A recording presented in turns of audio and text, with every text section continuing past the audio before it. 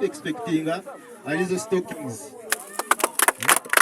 So abanasabaga captain na manager wa Zindiro FC Mr. Richard Ngonigaba share price show.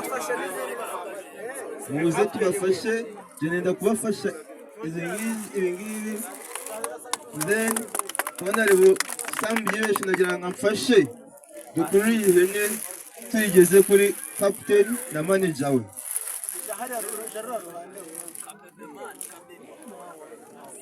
Nyuma y'igihe isigiriya afuca mutsari